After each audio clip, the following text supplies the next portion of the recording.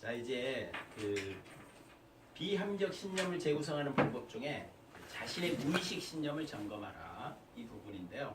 여러분들이 방금 전에 이제 작업을 해보셨어요. 하셨던 것 중에 돈에 대해서 이렇게 한번 그 자신의 무의식 신념을 점검해 보신 분 손 한번 들어보세요. 돈. 네, 감사합니다. 다른 분들은 돈에 관심이 없으세요? 제가 이제 그 코칭하면서 그 돈에 대한 코칭이 앞으로 꼭 필요하겠다 이런 생각을 많이 했어요. 왜냐하면 사람들이 그 우리 제가 만난 고객들뿐만이 아니고 여러분도 좀 돈 많았으면 쉽지 않으세요? 네. 맞아요. 맞죠? 그러니까. 근데 이 돈에 대한 자신의 무의식 신념을 점검하다 보면은요, 돈에 대한 이중적 생각으로 우리를 스스로 제한하고 있다라는 느낌이 들 때가 많아요. 그래서 이번 시간에는 이제 여러분의 생각을 한번 그냥 확장한다 이런 생각을 가지시고 저랑 잠깐 얘기해 볼 텐데요. 여러분 돈이란 정체성은 뭘까요? 돈이 뭐죠? 화폐의 단위죠. 네. 화폐하면은 우리는 교환 수단이다 이렇게 생각할 수 있는데 그 생각을 좀 더 확장해 보세요. 돈은 이렇게 한번 여러분 한번 따라해 볼래요? 생명의 수단이다. 생명의 수단이다.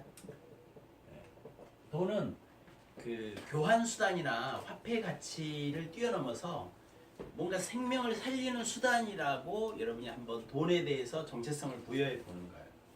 그러면 돈이 사람은 아니지만 돈이 만약에 인격을 가지고 있다면 내가 돈 너는 생명의 수단이야 이렇게 봐주면 얘가 기분 좋을까요 안 좋을까요? 기분 좋지. 그럼 얘가 나랑 친해지려고 할까요 안 할까요? 친해지겠지. 그러니까 돈은 생명을 살리는 수단이에요. 그러면 이 돈에 대한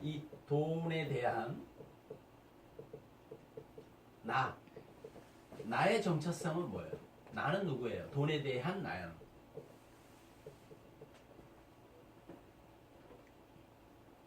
돈에 대한 나의 정체성은 여러분은 소유자입니까? 관리자입니까? 관리자. 관리자예요? 소유자예요? 이 정체성에 따라서 여러분 그 지금도 그렇고 앞으로도 그렇고 우리는 돈에 대해서 굉장히 다른 관리 방식이나 뭔가를 하게 돼 있어요. 자, 돈에 대해서 나는 소유자다 그런 사람은 어떻게 할 가능성이 높아요? 가지고 있고 쓰질 않아. 이렇게 잘 쓰질 않고 뭐 이럴 수 있죠. 근데 관리자다 그러면 잘 관리를 하겠죠. 자, 그럼 관리자라고 했을 때 여러분 관리자라고 했을 때 관리 원칙이 있을 거 아니에요. 관리 원칙. 그죠? 관리 원칙. 돈을 어떻게 관리해야 될까요? 잘. 필요한 응? 생명을 살리고 그죠? 관리 원칙이니까 생명을 살리고 베풀어야 돼. 베풀기.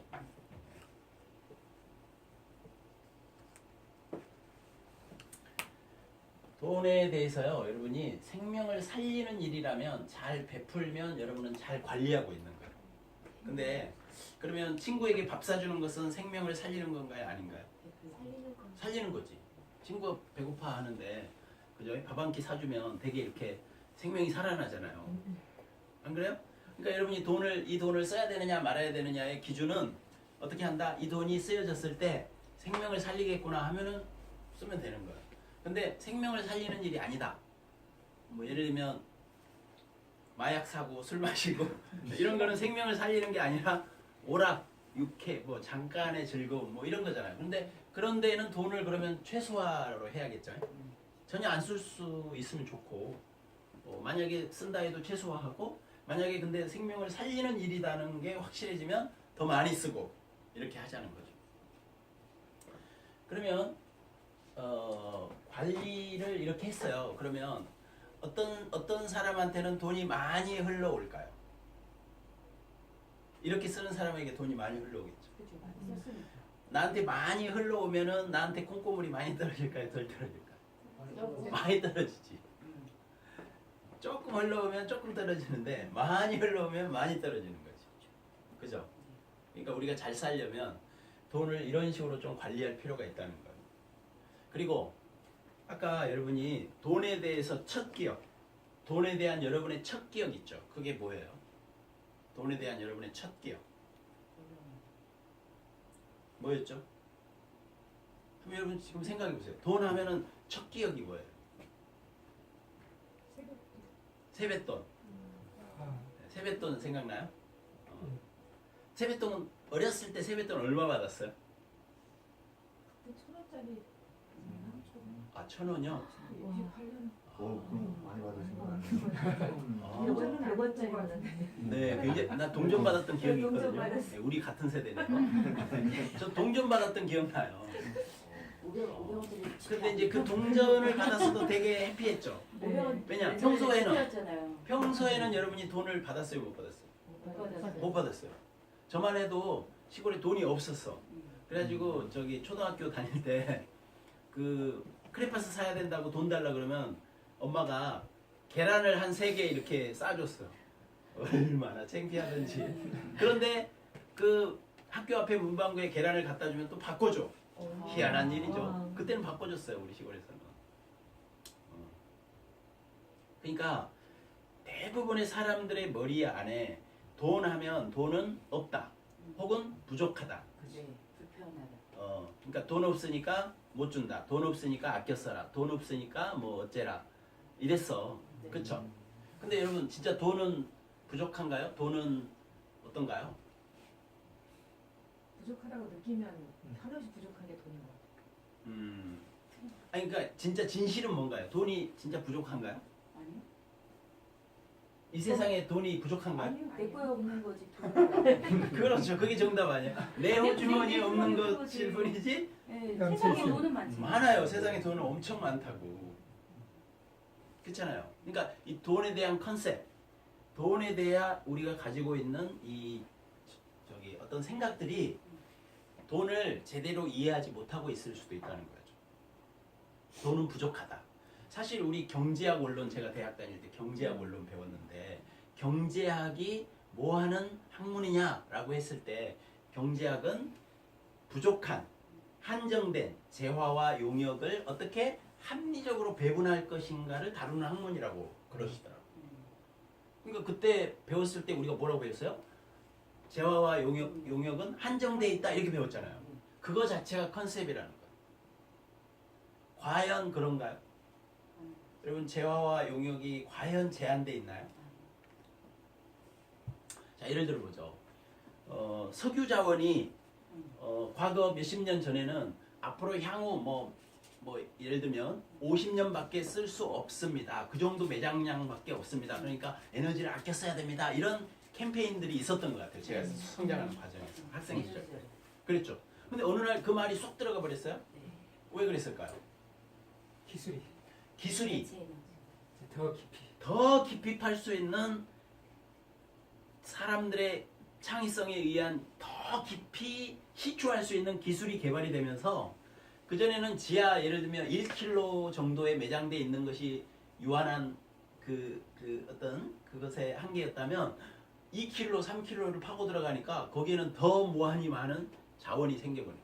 그러니까 인간의 창의성과 기술의 발달에 따라서 재화는 무궁하게 있을 수 있다는 거예요. 그리고 그때 당시는 재화라고도 생각지 않았던 수많은 대체 에너지들이 지금 오늘날 개발되고 있잖아요. 그러니까 재화란 인간의 창의성의 한계가 재화의 한계지 물리적으로 뭔가 재화가 한계되어 있는 건 아닐 수 있다는 거예요. 그래서 일단 이런 생각을 가져봐요. 자, 돈은 한번 따라해보세요. 돈은 풍요롭다. 풍요롭다. 그죠? 네. 그럼 이제 이 풍요로운 돈이 여러분한테 흘러와서 여러분을 통해서 흘러가면 되는 거잖아요. 네. 그렇죠? 그러려면 돈에 대한 우리의 생각을 한번 점검해 봐야 되는데 일단 돈은 여러분 부족하지 않아요. 네. 돈은 일단 풍요롭다 이런 생각을 딱 전제하고, 자 여러분, 돈을 우리가 번다라고 할 때 그거를 노동을 들여서 하니까 노동 수입이라 그래요. 근데 이제 대체로 사람들은 노동 수입을 통해서 돈을 벌죠. 그리고 그걸 되게 고귀하게 생각해요. 근데 노동을 들이지 않고 버는 돈이 있나요, 없나요? 없다는 분도 있고 있다는 분도 있네요. 여러분의 노동을 1도 들이지 않았는데 돈이 여러분에게 올 수 있나요, 없나요? 없어요. 그러니까 여러분이 음. 돈을 못 버는 거예요.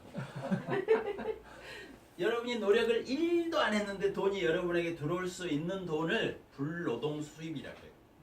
불노동 수입. 그걸 다른 말로 불로 수입이라고 해요. 불로 소득, 불로 수입. 근데 우리는 불로 소득 하면은 뉘앙스가 좋아요, 나빠요? 나빠요. 엄청 나쁘지. 그런 돈은 벌면 안 된다. 그런 돈은 받으면 안 된다. 막 이러잖아요. 네. 과연 그런가요? 우리 주변에 불노동 수입을 얻는 사람이 있어요, 없어요? 저 없다고 그러잖아요. 그러니까 불노동 수입이 여러분한테 안 오는 거예요. 네. 불노동 수입을 버는 사람이 많아요. 제가 이 강의를 하는데 시내에 어떤 그 절의 주지 스님이 오셔서 들었어요. 모 주지 스님. 그 맞아요, 소장님 이러시더라고. 그래서 좋은 사례가 있습니까? 그랬더니 제가요 이렇게 연로하신 그 보살님이 한 분 계시는데요. 이분이 저만 보면 주지 스님 왜 일을 버리지 않으세요? 빨리 스님이 일을 하셔야 제가 모아놓은 돈을 좀 기부하고 마음 편하게 갈 텐데요. 이러더라는 거지. 근데 스님은 그러면 왜 그 일을 안 버리세요? 그러니까 내가 요즘 대학 강의도 하고 뭐 이렇게 논문도 써야 되고 여러 가지 일로 좀 바빠서 의미 있는 일을 못 하고 있지. 의미 있는 일에 내가 시작하기만 하면 이런 보살님들이 수도 없이 깔렸다는 거야. 그럼 이 보살님이 이 스님이 이분이 평생을 통해서 땀 흘려 번 이 돈에 대해서 일이라도 노력한 게 있어요, 없어요? 직접적으로 노력한 게 있어, 없어요? 없잖아요. 근데 이분은 돈을 이분한테 막 주겠다는 거야. 이게 불노동 수입이 아니고 뭐예요?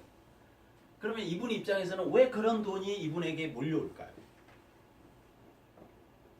이분이 하려고 하는 일이 순수해요? 자기 욕심을 위한 일일 거예요? 순수하죠. 의도가 굉장히 순수하죠. 맞죠? 그럼 여러분도 어떤 일을 할 때 의도가 굉장히, 누가 봐도 의도가 순수한 목적이나 의도를 여러분이 품어보거나 꿈을 가져본 적이 있냐 이 말이에요. 어떻게 하면 다 집 어떻게 할까, 차 어떻게 할까, 이런 자기만의 유익을 위한 꿈을 꾸고 있으니까 불노동 수입이 안 오고 있을 뿐, 여러분이 진짜 사람을 감동시킬 만한 의도가 순수하고 좋은 그런 목적을 갖기만 한다면 불노동 수입이 여러분한테 올 수 있을까요, 없을까요? 올 수 있는 거죠.